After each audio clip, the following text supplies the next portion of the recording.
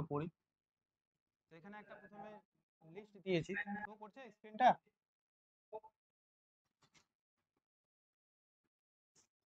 আমারটা আমারটা তো দেখা যাচ্ছে না। আচ্ছা, এবার দেখা যাচ্ছে। তো এখানে কতগুলো থিওরি দেওয়া আছে শর্টকাটে আর কি পড়ার জন্য। তো সেই থিওরিগুলো কে দিয়েছে, কত সালে দিয়েছে সেটাও আছে, সালটাও মনে রাখতে হবে কিছু। তো এখানে লেখা আছে উপরের দুটো হচ্ছে ভিভি হাই, মানে এই জন্য এগুলা ভেরি ভেরি ইম্পর্টেন্ট বলছি, কারণ এগুলা 12 এর বইতে দেওয়া থাকে। একটা হচ্ছে লিস্ট কস্ট থিওরি, মানে হচ্ছে ন্যূনতম ব্যয় তত্ত্ব। আচ্ছা, আজকের থিওরিগুলো কিন্তু 9-10 এর সিলেবাসে নেই। তো 9-10 এর সিলেবাসের জন্য এই ছকটা খালি মনে রাখলে একটু করে হয়ে যাবে। আর ওয়েবার আর লসের থিওরিটা হালকা করে মনে রাখতে পারো, কিন্তু 11-12 আছে। তো হচ্ছে লিস্ট কস্ট থিওরি দিয়েছে Alfred Weber. Profit maximum theory অর্থাৎ সর্বাধিক মুনাফা তত্ত্ব দিয়েছে আগস্ট লস 1940 সালে। এরিয়া কস্ট কার্ভ থিওরি দিয়েছে DM Smith. Behaviour and location, এই থিওরিটা দিয়েছে Allen Fred. Cumulative causation theory Gunnar Myrdal. Relative location theory দিয়েছে রিচার্ড হাডসন। তারপর হচ্ছে law of location fabricative industries, George Renner. তারপর হচ্ছে plant location theory and practices, Melvin Greenhut. এই কয়েকটা জিনিস আছে যেগুলো খালি নামগুলো জানলেই হবে যে এই থিওরিটা কে দিয়েছে, সবগুলো অত পড়তে হবে না। Two stage economic growth, Rostow. তারপর হচ্ছে থিওরি অফ এলডি স্ট্যাম্প। তো এখানে তো এলডি স্ট্যাম্প লেখা আছে, তো এলডি স্ট্যাম্প কি হবে? গ্রাহামের তত্ত্ব আছে একটা। গ্রোথ পোল থিওরি আছে, প্যারক্স আর বাউডিভ্যালি দুজন দিয়েছিলেন। প্যারক্স সেটটাই পরবর্তীকালে বাউডিভ্যালি কিন্তু পরিমার্জন করেছে। আর লাস্টে একটা আছে কোর অ্যান্ড পেরিফেরি মডেল, এটা হচ্ছে ফ্রাইডম্যান হবে, ড্রাইডম্যান হয়ে গেছে, ফ্রাইডম্যান এফ হবে। এটা আমি ঠিক করে দেবো পরে। তো আমরা লিস্ট কস্ট থিওরি থেকে শুরু করি। হ্যাঁ, যেগুলো যত ইম্পর্টেন্ট ওগুলো আমি আগে আলোচনা করেছি, পরে সব কিছু কিছু দেওয়া আছে, খালি ওগুলো জাস্ট কিছু কিছু কনসেপ্ট মনে রাখতে হবে। কিন্তু লিস্ট কস্ট থিওরি আর হচ্ছে লসের যে থিওরিটা প্রফিট ম্যাক্সিমাম, সেই থিওরিটা কিন্তু পড়তে হবে। তো লিস্ট কস্ট কথার অর্থ হচ্ছে ন্যূনতম ব্যয় তত্ত্ব। ন্যূনতম ব্যয় তত্ত্ব, ন্যূনতম ব্যয় কিসের ব্যয়? অর্থাৎ কোনো শিল্প স্থাপনের ক্ষেত্রে যে জায়গায় আমার সব থেকে কম ব্যয় হবে, আমরা সেই জায়গায় শিল্প গড়ে তুলবো। এটাই হচ্ছে এই থিওরির মেইন কথা। এটা কে দিয়েছে? German economist. এটা কিন্তু অনেক সময় আসে কোথাকার মানুষ ছিলেন, তো জার্মান অর্থনীতিবিদ ছিলেন আলফ্রেড ওয়েবার। তিনি প্রথমে জার্মান ল্যাঙ্গুয়েজে 1909 সালে এবং পরবর্তীকালে এটাকে ট্রান্সলেট করে 1929 সালে। তবে পরীক্ষায় বেশিরভাগ এটাই প্রথম কবে দেয়, এটাই আসে। এবং এখান থেকে একটা কোশ্চিন হয় যে কে সর্বপ্রথম শিল্প গড়ে ওঠার উপর তত্ত্ব দেন, তাহলে সেটাও কিন্তু এটাই অ্যান্সার হবে, জার্মান ইকোনমিস্ট আলফ্রেড ওয়েবার, 1909 সালে। তো মেইন কনসেপ্ট আমি কি বললাম, যে শিল্প সেখানেই গড়ে উঠবে যেখানে শিল্প স্থাপনের জন্য ন্যূনতম ব্যয় লাগবে, অর্থাৎ সব থেকে খরচ কম লাগবে। এই জন্য একে ন্যূনতম ব্যয় তত্ত্ব বলা হয়। অর্থাৎ এরকম একটা জায়গা আছে, এটা মানলাম এই জায়গায় বড় বড় শহর অট্টালিকা মেইন টাউন আর এর বাইরের দিকে মেইন টাউন নয়, ফাঁকা জায়গা। তো শিল্প গড়ে ওঠার ক্ষেত্রে আমার এই জায়গায় বেশি টাকা লাগবে, সুতরাং আমি এখানে করে না তুলে এই জায়গায় করে তুলব। এইরকম কথাটাই তিনি বলতে চেয়েছেন। কিন্তু আমরা তো এমনি বলে দিলাম, তিনি কতগুলো সূত্র বা ফর্মুলার মাধ্যমে এটা দেওয়ার চেষ্টা করেছেন। তো কিছু কিছু এখানে অ্যাজাম্পশন আছে, যেমন সমান প্রাকৃতিক ও অর্থনৈতিক পরিবেশ, বাজার হবে পূর্ণাঙ্গ প্রতিযোগিতামূলক। এই লাইনটা খুব ইম্পর্টেন্ট, কারণ এটারই পরে সমালোচনা করেছিল লস। লস এটা কথার বিরোধী কথা বলেছিল, একটা পড়ানোর সময় বোঝা যাবে। তো বাজার হবে পূর্ণাঙ্গ প্রতিযোগিতামূলক। প্রতিযোগিতামূলক মানে হচ্ছে বাজারটা এরকম হবে যে সবাই দখল করতে চাইবে। আমার ইন্ডাস্ট্রি আমি গড়ে তুললাম মানে আমি রাজা, ওরকম নয়। পাশে আর একটা ইন্ডাস্ট্রি আবার বসে যাবে যদি আমি একটু ঢিলা দিই। চাহিদার কোনো অভাব হবে না, অর্থাৎ শিল্পে যেগুলো পণ্য উৎপাদিত হবে তার কোনো চাহিদা থাকে না, মানে প্রচুর চাহিদা আর কি। একটি স্থানে সমস্ত শ্রমিকের বেতন সমান হবে, অর্থাৎ যেখান থেকে আসবে শ্রমিকদের বেতন প্রায় সমান হবে। এই 5 নাম্বার পয়েন্টটা আর 2 নাম্বার পয়েন্টটা মনে রাখতে হবে, বাকিগুলো অতটা ইম্পর্টেন্ট। 5, 6 আর 2। 5 নাম্বারে কি বলেছে, যে কাঁচামাল যেগুলো আছে সেগুলো হচ্ছে সর্বত্র প্রাপ্ত হবে, যেটা সব জায়গায় পাওয়া যাবে, যাকে ইউবিকুইটস বলা হয়। কেন্দ্রীভূত হবে কিছু কিছু কাঁচামাল, যেগুলো সব জায়গায় পাওয়া যাবে না, যেমন কয়লা। কয়লা কি বিশ্বের সব জায়গায় পাওয়া যায়? কিন্তু আমি যদি বলি যে জল, বায়ু, এই সমস্ত জিনিসগুলো, তাহলে এগুলো মোটামুটি সব জায়গায় পাওয়া যায়। তো বিশুদ্ধ শ্রেণীর কাঁচামাল হবে একটা। বিশুদ্ধ মানে হচ্ছে যেটা ওজনে সমান, কালকে বলেছি। আর একটা হচ্ছে অবিশুদ্ধ শ্রেণী, যেটা হচ্ছে ওজনে কমে যাবে। যেমন আখ। আখ আখ থেকে যদি আমরা আখের রস বের করি, তাহলে আখ থেকে অনেক কিছু ছিবড়া টিবড়া বাদ পড়ে যায়, তো আখের রস যখন হয় তখন ওজনে কমে যায়। সুতরাং ওটা একটা আখ, একটা হচ্ছে অবিশুদ্ধ কাঁচামাল, এরকম। তো এই জিনিসগুলো আমাদের বুঝতে হবে। অ্যাকচুয়ালি কাঁচামালকে দুটো ভাগে ভাগ করা যায়, একটা সর্বত্র প্রাপ্ত, একটা কেন্দ্রীভূত। আর কেন্দ্রীভূত যেটা, তারই দুটো ভাগ, একটা হচ্ছে পিওর, একটা হচ্ছে ইমপিওর। এরকম করে যদি মনে রাখে কেউ রাখতে পারে। এবার পরিবহন ব্যয় নির্ভর করে, পরিবহন ব্যয় অর্থাৎ এই যে ট্রান্সপোর্ট কস্ট, যেটা সেটা নির্ভর করে জিনিসের ওজন, অর্থাৎ জিনিসটা কতটা ওজন আছে আর কত দূর আনা হবে তার উপর। তাহলে এই দুটো জিনিসের উপর কিন্তু ওজন নির্ভর করে। এটা আমরা জানি যে দূরে যদি যাই তাহলে ভাড়া বেশি লাগে। তারপরে যদি ওজন বেশি হয় কোনো জিনিসের, তাকে নিয়ে যেতে যতটা লাগে, হালকা জিনিসকে কিন্তু নিয়ে যেতে কম ভাড়া লাগে। তো এই জিনিসগুলো তিনি তার তত্ত্বে আগেই ধরে নিয়েছিলেন, স্বীকার করে নিয়েছিলেন যে এই তত্ত্বগুলো হবেই একটা জায়গায়, তবে আমার লজিকটা খাটবে। এবার তার থিওরিটা তিনি মূলত ৩টা বেসিক প্রিন্সিপালের উপর দিয়েছেন। একটা হচ্ছে ট্রান্সপোর্ট কস্ট প্রিন্সিপাল, অর্থাৎ পরিবহন ব্যয় নীতি। একটা হচ্ছে লেবার কস্ট প্রিন্সিপাল, অর্থাৎ শ্রমিক ব্যয় নীতি আর কি এরকম। আর একটা হচ্ছে অ্যাগ্লোমারেশন প্রিন্সিপাল। অ্যাগ্লোমারেশন শব্দের অর্থ হচ্ছে যেখানে অনেক কিছু একত্রে থাকবে, শিল্প সমাবেশ আর কি এরকম, যে আগে থেকে অনেক শিল্প গড়ে উঠবে, সেইরকম বিষয়টাকে তিনি অ্যাগ্লোমারেশন বলেছেন। তো আমরা এক এক করে প্রত্যেকটা পড়তে হবে, কিন্তু প্রত্যেকটা লাইনই কিন্তু খুব ইম্পর্টেন্ট। তো পরিবহন ট্রান্সপোর্ট কস্ট প্রিন্সিপালের ক্ষেত্রে তিনি কি বলেছেন, তিনি বলার চেষ্টা করেছিলেন যে এই যে তিনটা আছে, এই তিনটা যে জায়গায় সব থেকে সুবিধাজনক হবে, সব থেকে কম হবে, শিল্প আমরা সেই জায়গায় গড়ে তুলব, এরকম ব্যাপার। তো পরিবহন ব্যয় অ্যাকচুয়ালি দুই ধরনের। একটা হচ্ছে শিল্পে কাঁচামাল আনার ব্যয়, অর্থাৎ এই যে শিল্প, এটা এখান থেকে আমরা যখন কাঁচামাল নিয়ে আসবো তখন একটা পরিবহন ব্যয় লাগবে, যাকে অ্যাসেম্বলি কস্ট বলা হয়। যারা ইংলিশে পড়ছে তাদের তো একটু লাগবে ইংলিশ, ওই জন্য আমি ব্র্যাকেটে ইংলিশ টার্মগুলো লিখে দিয়েছি। আর উৎপাদিত পণ্য বাজারে পাঠানোর ব্যয়, অর্থাৎ এই যে শিল্পে যে প্রোডাক্টগুলো তৈরি হলো সেগুলো তো আবার আমরা বাজারে পাঠাবো, তো বাজারে পাঠানোর জন্য একটা কিন্তু ব্যয় দরকার, যেটাকে বলা হয় মার্কেটিং কস্ট। অ্যাসেম্বলি কস্ট আর মার্কেটিং কস্ট দুই ধরনের। যদি যদি শিল্প বাজারে গড়ে ওঠে, অর্থাৎ আমরা যদি শিল্পটা বাজারে গড়ে তুলি, তাহলে উৎপাদিত পণ্যটা বাজারে পাঠাতে আমাদের কোনো খরচ লাগবে না, কারণ ওখানেই তো গড়ে উঠছে। ওই জন্যই বলছে তাহলে কি মার্কেটিং কস্ট লাগবে না। আর যদি কাঁচামালের কাছে গড়ে ওঠে তাহলে অ্যাসেম্বলি কস্ট লাগবে না। কাঁচামালের কাছে যদি আমরা গড়ে উঠি তাহলে কাঁচামাল আনতে কোনো ব্যয় লাগবে না। বিষয়টি বুঝাতে তিনি দ্রব্য সূচক বা মেটেরিয়াল ইন্ডেক্সের ধারণা দেন, এবং এই বিষয়টা ভালো করে বোঝানোর জন্য তিনি একটা ইন্ডেক্স দেন, যেটা নাম হচ্ছে এমআই সংক্ষেপ, যার ফুল ফর্ম হচ্ছে মেটেরিয়াল ইন্ডেক্স। মেটেরিয়াল ইন্ডেক্সটা কি? মেটেরিয়াল ইন্ডেক্সটা হচ্ছে কাঁচামালের মোট ওজন, অর্থাৎ উপরে কাঁচামালের ওজনটা নিব, আর নিচে হচ্ছে উৎপাদিত পণ্যের ওজন। মানলাম একটা কাঁচামাল ছিল 5 কেজি, কথার কথা, সেখান থেকে যে পণ্যটা উৎপাদিত হলো সেটা মাত্র 1 কেজি। তাহলে এই 5/1 যদি আমরা করি তাহলে অ্যান্সার হবে আমার 5। এটাকেই বলা হয় মেটেরিয়াল ইন্ডেক্স। তো এরকম করেই তিনি বের করেছেন। এবার এই যে বেরোলো, তো বলছে এখানে 3 ধরনের মান আসতে পারে। একটা তো 1 হতে পারে, যদি উপরে 5 নিচেও 5 হয়, অর্থাৎ যত কেজি কাঁচামাল ছিল ততটাই উৎপাদিত হলো, তাহলে ভাগফল তো 1 হবে। আবার বলছে 1 এর বেশি হতে পারে। 1 এর বেশি কখন হবে? যখন যে কাঁচামালটা আছে তার থেকে যদি উৎপাদিত দ্রব্যটা বেশি হয়, তখন তো 1 এর বেশি হবে। আবার বলছে 1 এর কমও হতে পারে। 1 এর কম কখন হবে? যখন এই যে উপরে 5 ছিল, নিচে উৎপাদিত পণ্যটা কম হলো ওজনে, তখন হবে 1। তো যদি 1 হয়, মানে উপরে আর নিচে সমান, অর্থাৎ যা কাঁচামাল ছিল সেটাই উৎপাদিত দ্রব্য হলো, তাহলে শিল্প যে কোনো জায়গায় গড়ে উঠতে পারে। কেন যে কোনো জায়গায় গড়ে উঠতে পারে? মানলাম আমি কাঁচামালটা নিয়ে আসলাম, নিয়ে আসতে আমার 5 টাকা খরচ হলো। এবার এই জায়গায় বাজারটা আছে, বাজারে গড়ে তুলেছে আর কি, তো বাজারে বিক্রি করতে কোনো টাকা লাগলো না। এবার দেখা গেল আমি কাঁচামালের কাছে গেলাম, তো কাঁচামাল নিয়ে আসতে তো টাকা লাগলো না, কিন্তু উৎপাদিত দ্রব্যটা বাজারে পৌঁছাতে সেম 5 টাকাই লাগলো, কারণ দ্রব্যের ওজন তো সেম আছে, তিনি তো আগেই বলে দিয়েছিলেন ওজনের উপর দাম নির্ভর করে। তো এই ধরনের শিল্পকে বলা হয় বিশুদ্ধ শ্রেণীর কাঁচামাল নির্ভর শিল্প। ঠিক আছে, এটা মনে রাখতে হবে যে 1 হলে সেটা বিশুদ্ধ শ্রেণীর কাঁচামাল। 1 এর বেশি হলে, 1 এর বেশি কখন হবে? 1 এর বেশি উপরে যদি 5 কেজি হয় তাহলে উৎপাদিত দ্রব্য কম হবে, সরি বেশি নয়, কম হবে, 1 হবে। তার মানে 5 কেজি থেকে আমার 1 কেজি যদি উৎপন্ন হয়, যেমন আকরিক লোহা থেকে লৌহ ইস্পাত, তাহলে সেই ধরনের শিল্পকে সেই ধরনের শিল্পের ক্ষেত্রে আমরা কাঁচামালের কাছে গড়ে তুলি। কারণ কাঁচামাল যেহেতু বেশি লাগছে, তাহলে কাঁচামালের কাছে গিয়ে গড়ে তুললে আমার কাঁচামাল নিয়ে আসার ব্যয়টা লাগলো না। আর তখন যখন উৎপাদিত দ্রব্য হলো তখন তো সেটা হালকা হয়ে গেল, সেটা বাজারে পাঠাতে আগের তুলনায় অত টাকা আর লাগবে না। এই ধরনের কাঁচামাল নির্ভর শিল্পকে বলা হয় অবিশুদ্ধ শ্রেণীর কাঁচামাল নির্ভর শিল্প বা ওজন হ্রাসশীল কাঁচামাল। আর 1 এর কম যদি হয়, 1 এর কম কখন হবে? মানলাম উপরে 5 কেজি ছিল কাঁচামাল, এবার 5 কেজি থেকে 10 কেজি প্রোডাক্ট তৈরি হলো, তখন তো আমার 5 কে 10 দিয়ে ভাগ করলে 0 পয়েন্ট সামথিং কিছু হবে, অর্থাৎ 1 এর কম হবে।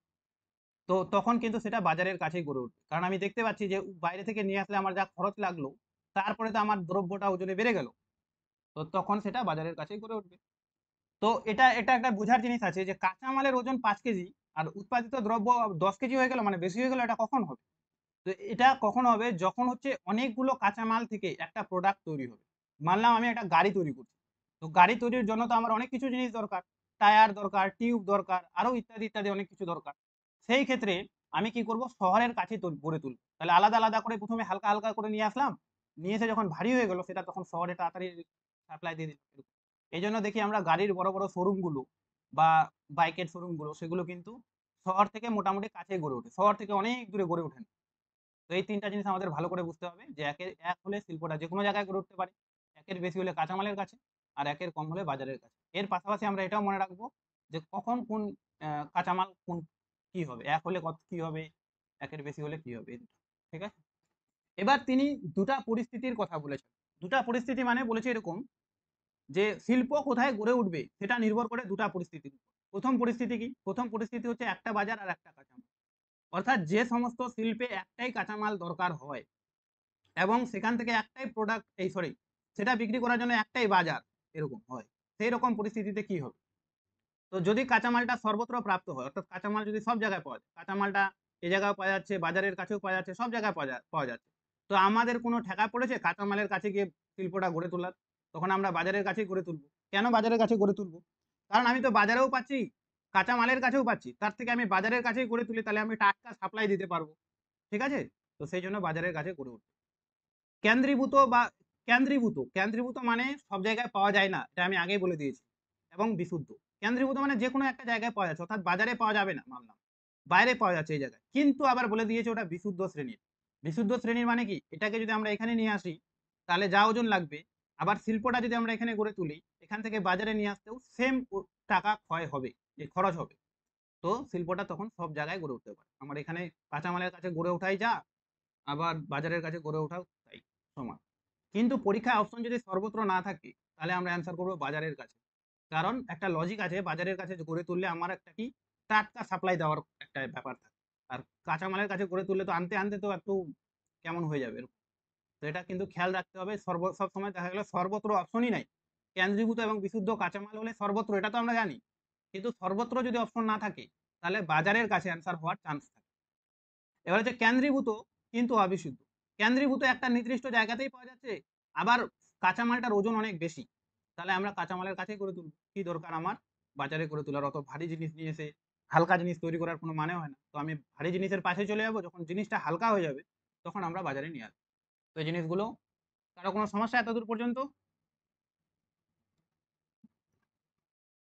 বিদেশ কোনো সমস্যা? এবার আমরা পড়বো একটি বাজার। একটি বাজার দুটি কাঁচামাল। অর্থাৎ যেখানে এরকম যে বাজার একটা, মার্কেট একটা, অর্থাৎ বিক্রি করার মার্কেট এরকম একটা। মার্কেট বলতে অনেক সময় চাহিদাটাকেও বোঝায়। ঠিক আছে। আর কাঁচামাল হচ্ছে দুইটা, একটা কাঁচামাল এদিকে, একটা কাঁচামাল এদিকে। তাহলে এইরূপ পরিস্থিতিতে কি হতে পারে? তো দুটাই যদি সব জায়গায় পাওয়া যাচ্ছে, সর্বত্র পাওয়া যাচ্ছে দুটাই, এই কাঁচামালটা এখানেও পাওয়া যাচ্ছে, আবার বাজারের কাছেও পাওয়া যাচ্ছে, এটাও সেম এখানেও পাওয়া যাচ্ছে, এখানেও পাওয়া যাচ্ছে, তাহলে আমরা বাজারে গড়ে উঠবো। বাজারে গড়ে ওঠার বললাম তো, বাজারে গড়ে উঠলে এটাই সুবিধা যে আমরা টাটকা বা তাড়াতাড়ি সাপ্লাই দিতে পারবো বাজারে। আর এটি একটি সর্বত্র প্রাপ্ত, অর্থাৎ এটা মানলাম এটা হচ্ছে এ নাম্বারটা হচ্ছে সব জায়গায় পাওয়া যাচ্ছে, আর বি নাম্বারটা হচ্ছে কেন্দ্রীভূত, অর্থাৎ বি নাম্বারটা কেবলমাত্র এই জায়গায় পাওয়া যাচ্ছে কাঁচামালটা, কিন্তু বিশুদ্ধ। কেন্দ্রীভূত হলেও এটা বিশুদ্ধ, বিশুদ্ধ মানে ওজনে সমান, তাহলে আমরা বাজারেই গড়ে তুলব। কেন বাজারে গড়ে তুললাম? এই যে লজিক একটাই, টাটকা সাপ্লাই দিতে পারবো। ঠিক আছে। আর বিশুদ্ধ মানে ওর কাছে গড়ে তোলা যাক, এখানে নিয়ে এসে উৎপাদন করা, একই ব্যাপার, কারণ ওজন তো সেম থাকবে। একটি সর্বত্র প্রাপ্ত, অর্থাৎ একটা সব জায়গায় পাওয়া যাচ্ছে, মানলাম এটা সব জায়গায় পাওয়া যাচ্ছে, কিন্তু বি নাম্বার এটা, ওটা যদি কেন্দ্রীভূত এবং অবিশুদ্ধ হয়, অবিশুদ্ধ মানে এটা ওজনে অনেক, কাঁচামাল অবস্থায় ওজনে অনেক ভারী, পরে হালকা হয়ে যায়, তাহলে আমরা অবিশুদ্ধ কাঁচামাল যেটা তার কাছে, অর্থাৎ বি নাম্বার কাঁচামালের কাছে কিন্তু শিল্পটা গড়ে তুলবো। এবার ব্যাপার হলো দুটাই যদি কেন্দ্রীভূত হয়, মানে এ মানে এই জায়গায় পাওয়া যাচ্ছে আর কোথাও পাওয়া যাচ্ছে, ঠিক ওরকম বিটাও সব এই জায়গায় পাওয়া যাচ্ছে, কিন্তু আবার দুটাই অবিশুদ্ধ, অর্থাৎ এটা ওজন বেশি, এটারও ওজন বেশি, পরে হালকা হয়ে যায়। সেই ক্ষেত্রে কি করব? তো সেই ক্ষেত্রে এই অবস্থা বোঝাতে তিনি একটা ত্রিভুজের অবতারণা করেন, যে ত্রিভুজটার নাম হচ্ছে স্থানিকতা ত্রিভুজ বা লোকেশনাল ট্রায়াঙ্গেল যেকে আমরা বলি। তো অনেক সময় এখান থেকে একটা কোশ্চেন আসে যে কার তত্ত্বটা স্থানিকতা ত্রিভুজ তত্ত্ব নামেও পরিচিত? তখন আমরা অ্যান্সার করব কিন্তু ওয়েবার, কারণ ওয়েবারের থিওরিটা এই কারণেই স্থানিকতা ত্রিভুজ নামে পরিচিত। এবার স্থানিকতা ত্রিভুজ বা লোকেশনাল ট্রায়াঙ্গেল কি? তো তিনি বিভিন্ন যে মেটেরিয়াল ইন্ডেক্স বা ইত্যাদির দ্বারা বোঝাই, মানে ক্যালকুলেশন করে বের করেছেন। যেমন এখানে র মেটেরিয়ালস 1, র মেটেরিয়ালস 2, দেখা গেল মোটামুটি দুটারই উৎপাদিত পণ্যে পরিণত হওয়ার পর দুটারই মোটামুটি সেম ওজন হচ্ছে, অর্থাৎ 5 কেজি থেকে দেখা গেল 2 কেজি এটা হচ্ছে, 5 কেজি থেকে 2 কেজি এটা হচ্ছে। তো আমরা চেষ্টা করব যে দুটারই মোটামুটি মিডিলে শিল্পটা গড়ে তোলার। ঠিক আছে। আবার দেখা গেল যে আমরা এরকমও করতে পারি যে বাজারের কাছে চলে গেলাম, কারণ এখান থেকে আবার একটা পরিস্থিতি এরকম আছে, যেমন এখানে কোল দিয়েছে কয়লা, আবার এখানে দিয়েছে আয়রন ওর, আকরিক লোহা। তো কয়লা তো মানে কয়লার ওজন মানে কয়লা তো আমাকে আনতেই হবে এরকম ব্যাপার। তো তখন সেইরূপ পরিস্থিতিতে আমরা খেয়াল করব যে কোনটা আমার বেশি প্রয়োজন হচ্ছে। তো দেখা গেল আকরিক লোহাটা বেশি ওজন মানে ওজনে যে কমছে তার পরিমাণটা অনেক বেশি ৭ কেজি থেকে মাত্র ১ কেজি হচ্ছে। আর এটা দেখা গেল ৫ কেজি থেকে এরকম ২ কেজি বা ৩ কেজি এরকম হচ্ছে। ঠিক আছে? তো সেরূপ ক্ষেত্রে যেটা বেশি ভারী হয় তার কাছে চলে যাব। অর্থাৎ এগুলো আমাদের অত মনে রাখতে হবে না। আমরা জাস্ট এটাই মনে রাখবো যে এক্ষেত্রে তিনি একটা ত্রিভুজের অবতারণা করেন যার নাম হচ্ছে লোকেশনাল ট্রায়াঙ্গেল এবং সেখানে তিনি এরকম ৩-৪ রকমের পরিস্থিতির কথা বলেছেন। ঠিক আছে? এবার এটা বর্ণনা করতে গিয়ে তিনি ২ ধরনের আইসোটিম এবং আইসোটোপেন ব্যাখ্যা করেছেন। কোন শব্দের সামনে যদি আইসো থাকে তাহলে ধরে নিতে হবে ওটা সমান কোনো কিছুকে নির্দেশ করে। যেমন আমি যদি বলি আইসোটিম তার মানে সমান টিম এরকম। আইসোডোপেন মানে সমান ডোপেন। তো এরকম ব্যাপারগুলো। তো আইসোটিম মানে কি? সম পরিবহন ব্যয় রেখা। ব্যাস এটাই মনে রাখতে হবে। এটি ২ ভাবে হতে পারে। কেন কিরকম করে ২ ভাবে? মানলাম এখানে র মেটেরিয়ালস বা কাঁচামাল পাওয়া যায়। আর এখানে হচ্ছে মার্কেট বা বাজার। মার্কেট বা বাজার।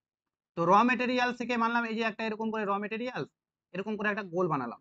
তো এই সার্কেলটা কি বোঝাচ্ছে যে এই সার্কেলের যে কোনো জায়গা থেকে এই যে গোলটা বা কেন্দ্রটার দূরত্ব সমান এবং এই জায়গার যে কোনো জায়গা থেকে আমরা যদি কাঁচামালটা নিয়ে আসি তাহলে সব জায়গায় আমার একই ভাড়া লাগবে। ঠিক আছে? আবার মানলাম পরে আরেকটা এরকম করে গোল করলাম। এবার এই গোলের যে কোনো জায়গা থেকে যে কেউ এখানে আসুক সেম ভাড়া লাগবে। কারণ ডিসট্যান্স সবসময় সমানই হচ্ছে। তো এইটা একটা হলো কাঁচামাল নিয়ে আসার ব্যয়, আইসোটিপ। আরেকটা হচ্ছে এরকম উৎপাদিত দ্রব্যটা বাজারে। তো মানলাম এই এরকম করে একটা দাগ দিলাম। তো এই জায়গাগুলোর যে কোনো জায়গা থেকে বাজারে নিয়ে আসতে আমার সেম ভাড়া লাগছে। আবার আমি যদি পরে একটা এরকম করে আঁকি তাহলেও আবার সেম ভাড়া লাগছে এরকম।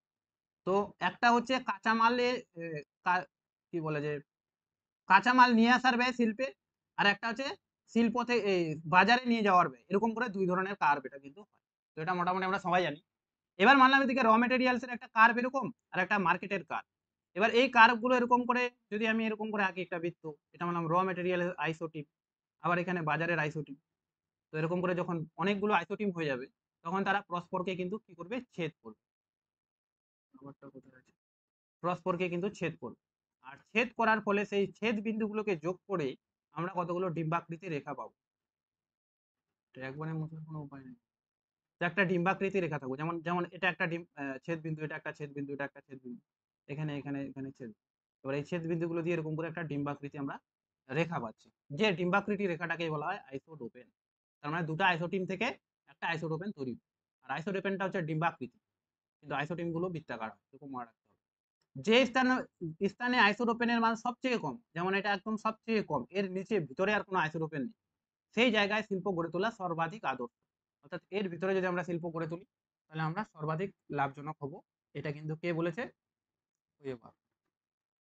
তো এটাই ছিল হচ্ছে ট্রান্সপোর্ট কস্ট প্রিন্সিপাল। এতগুলো জিনিস সব মনে রাখতে হবে ভালো করে বুঝে বুঝে। এবার হচ্ছে লেবার কস্ট প্রিন্সিপাল।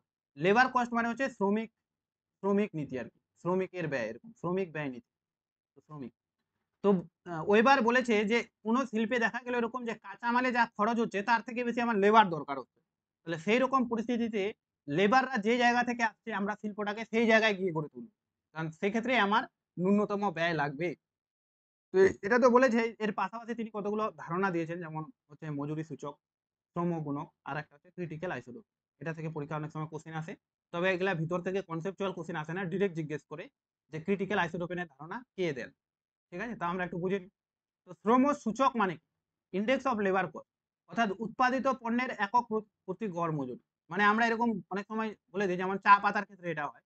চা পাতা মানলাম চা পাতা যদি কেউ তোলে, তো চা পাতা ১ কেজি চা পাতা তুললে তাকে ৫ টাকা করে দেয় কথার কথা। ঠিক আছে? ৫ টাকা। তো সে ৫ কেজি চা পাতা তুললো তাহলে সে সারাদিনে ২৫ টাকা পাবে। তো এরকম একটা নির্দিষ্ট প্রোডাক্ট উৎপাদনের জন্য আমরা একটা রেট ফিক্সড করে দিলাম। তাকে জাস্ট ওটার সঙ্গে গুণ করে দিই। এই বিষয়টাকে বলা হয় মজুরি সূচক। ঠিক আছে? অর্থাৎ এতগুলো প্রোডাক্ট উৎপাদন করলে তাকে এত টাকা দিবে। যেমন যারা বিড়ি বাঁধে ওরকম আছে যে ১০০ টা বিড়ি বাঁধলে এত টাকা। তো ওই হিসাবে কিন্তু সেটাকেই বলা হচ্ছে মজুরি সূচক। এবার শ্রম গুণক কি জিনিস? শ্রম গুণক মানে হচ্ছে মজুরি সূচক তো লাগছেই। অর্থাৎ একটা নির্দিষ্ট প্রোডাক্ট তৈরি করতে আমার যা টাকা লাগছে তার পাশাপাশি আমার তো আরো অনেক খরচ আছে। যেমন কাঁচামালটা নিয়ে আসার ব্যয়, আবার যেখানে বানাচ্ছে সেখান থেকে আবার বাজারে নিয়ে যাওয়ার ব্যয়। তো ওই যে শ্রম মজুরি সূচক প্লাস হচ্ছে কাঁচামাল নিয়ে আসার ব্যয়, নিয়ে যাওয়ার ব্যয়, এই সমস্ত কিছু যোগ করে যে মানটা পাই, যে খরচটা আমার হয় অ্যাকচুয়ালি, সেটাকে বলা হয় শ্রম গুণক। আর কিছুই এই জিনিসটা হলো শ্রম গুণক। ঠিক আছে? এবার আরেকটা আছে ক্রিটিক্যাল আইসোটোপেন।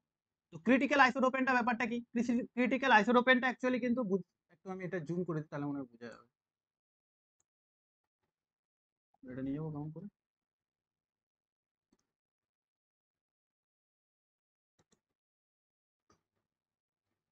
এই হচ্ছে না। আচ্ছা আমি এখানেই বলে দিচ্ছি, হ্যাঁ। ক্রিটিক্যাল আইসোটোপেনটা এরকম, মানলাম এখানে আমার শিল্পটা আছে, কথার কথা এই জায়গাটায়। হুম, ওই জায়গাটা আছে আমার শিল্প। এবার শিল্পটা দেখা গেল এই যে পয়েন্ট আছে, এই যে সার্কেলটা আছে, এই সার্কেলটা থেকেই আমার সবগুলো শ্রমিক এদিকে আসছে। ঠিক আছে, সবগুলো শ্রমিক এখানে আসছে, বেশিরভাগ শ্রমিকগুলো এখানে আসছে। এবার এই জায়গায় যে কাঁচামাল টাচামাল যা কিছু আছে সবগুলো যা হচ্ছে, তার থেকে দেখা গেল যদি এই শ্রমিকরা যে আসছে, শ্রমিকরা আসতেই মানে এক কথায় শিল্প কেন্দ্রে শ্রমিকদের আসতেই অনেক টাকা খরচ হয়ে যায়। দেখা গেল তারা প্রত্যেকে প্রায় 50 থেকে 100 টাকা ভাড়া দিয়ে এই জায়গায় আসে, এত দূরে শিল্পটা তাদের থেকে। তো নিশ্চয়ই তারা যদি 50 থেকে 100 টাকা ভাড়া দিয়ে এই জায়গায় আসে, তো তাদেরকে তো আমাদের বেশি দিতে হবে খরচ, মানে তাদের যে কস্টটা, লেবার কস্টটা, সেটা কিন্তু বেশি হবে। সেই রকম পরিস্থিতিতে যখন আমরা খেয়াল করব যে লেবাররা যে জায়গা থেকে আসে তাদের ভাড়া এত হয়ে যাচ্ছে, তাহলে আমরাই একটা কাজ করি, আমরাই ওই জায়গায় চলে যাই যে শিল্প যে জায়গা থেকে তারা আসছে। তো এই যে আইডিয়াটা সেটাই কিন্তু ভূগোলের ভাষায় ক্রিটিক্যাল আইসোটোপের নামে পরিচিত। এই জন্য এটা একটা, এই যে ত্রিভুজের মাধ্যমে দেখা, এই ত্রিভুজটা কি বলেছে, যে এই ত্রিভুজটা হচ্ছে একটা লাইনকে, এবং গোল লাইনটাকে নির্দেশ করছে, যে লেবার গুলো এখান থেকে আসছে, এখান থেকে আসছে, আর এখান থেকে আসছে। তো যখন আমার দেখবো যে আমার লেবার কস্টটা বা তারা দূর থেকে আসছে জন্যেই আমার কি বলে যে উৎপাদিত পণ্যের দামটা বেশি হয়ে যাচ্ছে, তখন আমরা সেই জায়গায় নিয়ে চলে যাবো। তো এই ধারণাটা তার ভাষায় ক্রিটিক্যাল আইসোটোপের নামে পরিচিত। তবে এটা খালি লেবারের ক্ষেত্রে প্রযোজ্য তা নয়, এটা কাঁচামালের ক্ষেত্রেও প্রযোজ্য হতে পারে। দেখা গেলো কাঁচামালগুলো আমরা বেশিরভাগ এই জায়গাগুলো থেকে নিয়ে আসছি, তো কাঁচামালগুলো নিয়ে আসার ফলে আমার খরচটা বেশি হয়ে যাচ্ছে। সেক্ষেত্রেও শিল্পটা কিন্তু তাদের কাছে চলে যেতে পারে, অর্থাৎ কাঁচামালগুলোর কাছে চলে যেতে পারে। তো এই তিনটা কনসেপ্ট ছিল, এখান থেকে এত ভিতর থেকে কোশ্চেন আসে না, খালি ডিরেক্ট উল্লেখ করে যায় যে ক্রিটিক্যাল আইসোটোপের কনসেপ্টটা কে দিয়েছে, বা আইসোটোপেন কার দেওয়া, মজুরি সূচক কার দেওয়া, জাস্ট আমাদের কনসেপ্ট গুলো মনে রাখতে হবে। এতদূর পর্যন্ত কারো কোনো সমস্যা আছে? ঠিক আছে, তাহলে আমরা এবার পরের টপিক, পরেরটা আলোচনা করছি। আর একটা তিনি প্রিন্সিপাল দিয়েছিলেন, যেটা নাম হচ্ছে অ্যাগ্লোমারেশন প্রিন্সিপাল। অ্যাগ্লোমারেশন কথার অর্থ হচ্ছে, তার ভাষায় অ্যাগ্লোমারেশন মানে আমরা জানি যে যেখানে অনেক কিছু একত্রে থাকবে, বড় বড় শিল্প কলকারখানা, বাস স্ট্যান্ড, ঘর বাড়ি, মানে একদম ভিড় হয়ে যাবে এরকম ব্যাপার। কিন্তু তার ভাষায় অ্যাগ্লোমারেশন শব্দের অর্থ হচ্ছে শিল্প সমাবেশ। অর্থাৎ আমি যদি কোনো একটা শিল্প ইন্ডাস্ট্রি বা কিছু গড়ে তুলতে চাই, তাহলে আমাকে খেয়াল করতে হবে যে অলরেডি কোথাও এরকম অনেকগুলো শিল্প গড়ে উঠেছে কিনা। তো দেখা গেল একটা জায়গা আছে, যে এই জায়গায় অলরেডি আমার মতো আরো অনেকগুলো শিল্প গড়ে উঠেছে। তো আমি যদি সেই জায়গায় গিয়ে শিল্পটা গড়ে তুলি, তাহলে আমার ন্যূনতম ব্যয় লাগবে। কেন ন্যূনতম ব্যয় লাগবে? কারণ সেখানে ওই শিল্প গড়ে ওঠার পর যে সমস্ত পরিবেশগুলো দরকার, সেগুলো অলরেডি ওখানে ক্রিয়েট হয়ে আছে। কি রকম পরিবেশ? যেমন দেখা গেল ওখানে হোটেল তৈরি হয়ে আছে আগে, তারপর লাইন, ইলেকট্রিসিটি সবকিছু ওখানে আছে, রাস্তাঘাট তৈরি করা আছে সবকিছু। তারপরেও শিল্পটা গড়ে তোলার পরেও যদি আমার কোনো সমস্যা হয়, যেমন দেখা গেল ইলেকট্রিসিটি খারাপ হয়ে গেল বা রাস্তা খারাপ হয়ে গেল, তাহলে আমার একার ক্ষেত্রে সেই ব্যয়টা বহন করতে হচ্ছে না। আমার আগে থেকে যে শিল্প বা ইন্ডাস্ট্রি আছে, তারা সবাই মিলে আমরা একসঙ্গে ব্যয় করব, তাহলে আমার খরচটা কমে যাবে। তো এই জন্যই তিনি বলেছেন যে অনেক সময় এরকম হয় যে লেবার কস্ট আর ট্রান্সপোর্ট কস্টের থেকে অ্যাগ্লোমারেশন কস্টটার জন্য, অ্যাগ্লোমারেশন কস্ট আমাদের কম লাগছে, ওই জন্য শিল্পটা ওই জায়গায় গড়ে উঠেছে। আমরা কিন্তু বাস্তবেও তাই দেখি, যেমন আমি যেখানে থাকি, এখানে হচ্ছে একটা ট্রেন্ড প্রথমে ছিল, ট্রেন্ড মানে আর কি একটা শপিং মল, তার পাশে আরেকটা হয়ে গেল ম্যাডো। তো আমরা খেয়াল করে দেখবো যে জায়গায় শপিং মল গুলো হয়, তার পাশে আরেকটা শপিং মল কেন তোলে? কারণ ওই যে একটা বাজার দরকার, প্রচারের বাজার, যে ওই জায়গায় একটা শপিং মল আছে, অলরেডি ওই বাজারটা ক্রিয়েট হয়ে থাকে ওখানে। আমি যদি এখান ছেড়ে যদি আমি দূরে চলে যাই, তাহলে তো লোকজন তো অনেকে জানতেই পারবে না, জানলেও সেটার অনেক সময় লাগবে জানতে, যে ওই জায়গায় আরেকটা শপিং মল আছে। তাছাড়া এরকম হবে যে দুটা শপিং মল যেহেতু ডিস্টেন্সটা বেশি হয়ে যাচ্ছে, তো একজন এখানে আসলে বলবে থাক অত দূর যাবো না, আবার 20 টাকা আমার টোটো ভাড়া লেগে যাবে।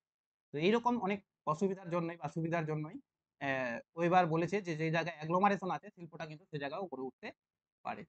তো এই শিল্পের কিছু কিছু সমালোচনা আছে, যেমন তিনি কোনো পরিবহনের মাধ্যমের কথা উল্লেখ করেনি, খালি এগুলাই বলেছে ট্রান্সপোর্ট কস্ট, লেবার কস্ট ইত্যাদি, কিন্তু পরিবহনের মাধ্যমের তো একটা ব্যাপার আছে। যেমন কেউ যদি বাসে করে আসে, তাহলে তার যা খরচ লাগবে কোনো শ্রমিকের, ট্রেনে করে আসলে নিশ্চয়ই তার কম খরচ লাগবে। তো এই ব্যাপারগুলো কিন্তু তিনি উল্লেখ করেন। বিভিন্ন মাধ্যমের বিভিন্ন রকম পরিবহন ব্যয়, এর কথা তিনি উল্লেখ করেনি, যেটা আমি বললাম। তো এটাই মোটামুটি, এতটা যদি ভালো করে কেউ বুঝে, আমার মনে হয় না যে ওইবার থেকে কেউ কোশ্চিন ছেড়ে আসবে। তো এখানে কয়েকটা, যেমন ত্রিপুরা এসএসসিতে 2017 সালে একটা কোশ্চিন এসেছিল, যে শিল্প কেন্দ্রিক অবস্থানগত ত্রিকোণ তত্ত্বটি, যেটা আমি বললাম, লোকেশনাল ট্রায়াঙ্গেল তত্ত্বটি কার দেওয়া এটা আলফ্রেড ওয়েবারের ত্রিভুজের মাধ্যমে তিনি ব্যাখ্যা করেছেন। এমআই ইন্ডেক্স যদি 1 এর কম হয়, মানে 1 এর কম আমাকে মনে মনে ভাবতে হবে, ওরকম হুট করে মুখস্থ করে নিব না। 1 এর কম কখন হবে আগে আমি ভাববো, যে যখন আমার ওজনটা হচ্ছে 10 কেজি, ঠিক আছে, আর তার থেকে কাঁচামালটা বেশি হচ্ছে 20 কেজি, তাহলে সরি কাঁচামাল থেকে উৎপাদিত পণ্যটাই আমার 20 কেজি হচ্ছে, তখনই সেই পরিস্থিতি তো 1 এর কম আসবে ভ্যালুটা, তাহলে আমার উৎপাদিত দ্রব্যটাই বেশি হচ্ছে, সুতরাং আমি কেন, তাহলে আমি কি করব, বাজারের কাছেই করব। এই হলো ব্যাপার। তাহলে বাজার সংলগ্ন এলাকায় গড়ে উঠবে। এমআই এর মান এখানে লেখা আছে, এমআই এর মান 1 এর কম হলে সেটা বাজারের কাছে গড়ে উঠবে। তো এই দুটা কনসেপ্ট কিন্তু প্রিভিয়াস ইয়ারে আসছিল, এটা ত্রিপুরা থেকে, আর এটা যেরকম কোথা থেকে আসছে আমি অ্যাড করতে ভুলে গেলাম। তো এটাই ছিল আমাদের ওয়েবারের থিওরি। এবার আমরা চলে যাব আরেকটা থিওরি যেটা খুব ইম্পর্টেন্ট, যেটার নাম হচ্ছে প্রফিট ম্যাক্সিমাম থিওরি বা market area theory. Profit maximum মানে কি, অর্থাৎ সর্বাধিক মুনাফা। এই থিওরিটা কিছুই না, এই থিওরিটা হচ্ছে ওয়েবারের থিওরির একটু সমালোচনা করেই আর কি দেওয়া এরকম। আর মার্কেট এরিয়া কথাটা হচ্ছে বাজার এলাকা তত্ত্ব, বাজার এলাকা তত্ত্ব। তো বাজার এলাকা তত্ত্ব বা সর্বাধিক মুনাফা তত্ত্ব। তো সর্বাধিক মুনাফা মানে কি, যেমন ওয়েবার বলেছিল শিল্প গড়ে তুলতে যে জায়গায় সব থেকে কম খরচ হবে সেই জায়গায় গড়ে তুলবো। অন্যদিকে ওই কি বলে যে আগস্ট লস বলেছে যে না, শিল্প আমরা সেই জায়গায় গড়ে তুলবো যে জায়গায় আমাদের সর্বাধিক লাভ হবে। আমি এমন একটা জায়গায় দেখা গেলো আমি একটা চায়ের দোকান দেবো কথার কথা, তো চায়ের দোকান দেওয়ার ক্ষেত্রে আমাকে নিশ্চয়ই সেই জায়গায় গড়ে তুলতে হবে যে জায়গায় আমি লাভবান হবো, চায়ের, নাকি যে জায়গায় আমার দেখা গেলো একটা মাঠের মাঝখানে, ওখানে তো জমি অল্প টাকায় পাওয়া যাবে, ওই জায়গায় গিয়ে কেউ চায়ের দোকান খুললো, তাহলে সেই জায়গায় কি তার সেল হবে? তো এটাই হলো তার লজিক, যে শিল্প সেই জায়গায় গড়ে উঠবে যে জায়গায় সর্বাধিক মুনাফা হবে। ঠিক আছে, তো এটা একটা মনে রাখার উপায় আছে যে প্রফিট ম্যাক্সিমাম অর্থাৎ সর্বাধিক মুনাফার থিওরিকে দেয় আগস্ট লস, অর্থাৎ লস দেয় লাভের থিওরি, লস দেয় লাভের থিওরি, এরকম করে মনে রাখবে। 1940 সালে জার্মান ভাষায় দেন এবং এটা ইংলিশে ট্রান্সলেট করে 1954। তো 1940টা মনে রাখলে যথেষ্ট, ইংলিশে ট্রান্সলেটটা মনে রাখতে হবে না। তো মেইন কনসেপ্ট কি বলেছে, শিল্প সেখানেই গড়ে উঠবে যেখানে শিল্পের জন্য সর্বাধিক মুনাফা হবে, অর্থাৎ সব থেকে লাভবান হবে। খরচ একটু বেশি লাগে লাগুক, কিন্তু আমার লাভটা যাতে ভালো হয়। এবার তিনিও কিছু অ্যাজাম্পশন করেছেন যে অঞ্চলটি বিস্তৃত হবে, সমতল ভূমি হবে, এরকম অঞ্চলটার সর্বত্র কাঁচামাল পাওয়া যাবে, মানে এগুলা ধরে নিয়েছেন যে সব জায়গায় কাঁচামাল পাওয়া যাবে, এরকম করে ধরেই আমাকে ভাবতে হবে, তারপরে আমার লজিকগুলো খাটবে। পরিবহন ব্যয় সর্বত্র সমান, অঞ্চলটি কৃষিতে স্বনির্ভর হবে, উৎপাদিত পণ্যের দাম ও চাহিদা সর্বত্র সমান। তো এগুলা জিনিস তো আমাদের না মনে রাখলে হবে, কিন্তু 6 আর 7 নাম্বার পয়েন্টটা আমাদের ভেরি ভেরি ইম্পর্টেন্ট, এই দুটো পয়েন্ট কিন্তু মনে রাখতে হবে, জন্য আমি বোল্ড করে দিয়েছি। বাজারে বাজারে পূর্ণাঙ্গ প্রতিযোগিতার বদলে একচেটিয়া বাণিজ্য থাকবে, এটা কিন্তু খুবই ইম্পর্টেন্ট কথা, যেটা ওয়েবার কিন্তু উল্টা বলেছিল যে পূর্ণাঙ্গ প্রতিযোগিতামূলক, সবাই একে অপরকে দখল করতে ব্যস্ত, এরকম হবে। কিন্তু ওয়েবার কি বলে যে আবার লস আবার বললো যে না, বাজারটা একচেটিয়া হবে।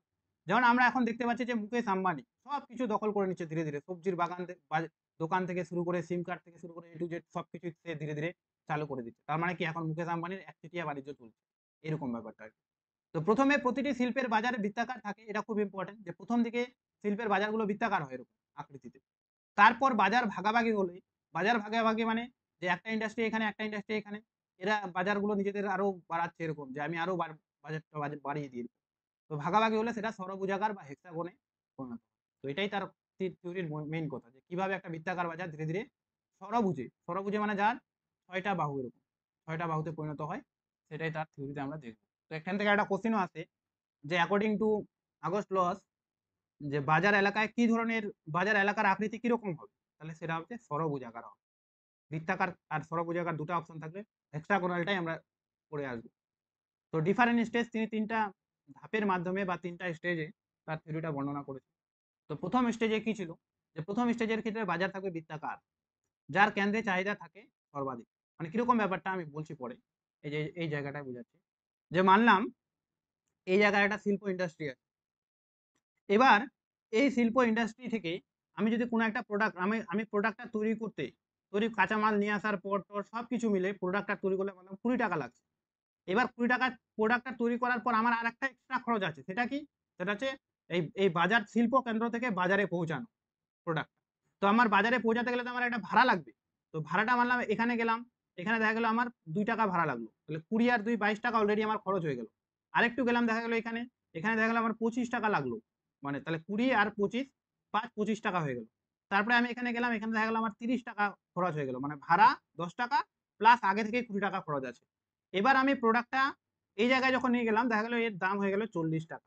আর আমি প্রোডাক্টটার দামই রেখেছি কত টাকা, 35 টাকা, কথার কথা। তাহলে আমি যদি এই জায়গার পর নিয়ে যাই 40 টাকায় দাম রেখেছি ধরলাম, 40 টাকা, এই জায়গার পর যদি নিয়ে যাই তাহলে তো আমার লসে বিক্রি করতে হবে।